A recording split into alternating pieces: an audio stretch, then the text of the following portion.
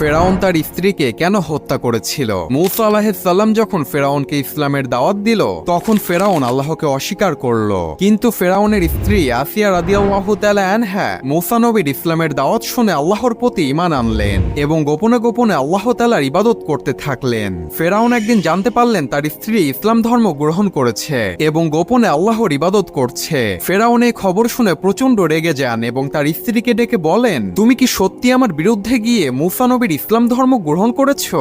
আসিয়া তখন সাহসের সাথে উত্তর দিয়ে বললেন, হ্যাঁ, আমি আল্লাহর উপর ঈমান এনেছি, যিনি সকল কিছুর সৃষ্টিকর্তা। ফেরাউন তখন রাগান্বিত হয়ে তার সৈন্যবাহিনীদেরকে ডেকে তার স্ত্রীর কঠিন শাস্তির ব্যবস্থা করতে বললেন এবং তার স্ত্রীকে নির্মমভাবে হত্যা করা হলো। মৃত্যুর পূর্বে আল্লাহ তাআলা আসিয়া রাদিয়াল্লাহু তাআলা আনহাকে জান্নাতের একটি দৃশ্য দেখালেন, যা দেখে তার মুখ উজ্জ্বল হয়ে গেল এবং সে খুশি মনে মৃত্যুবরণ করলেন। সুবহানাল্লাহ।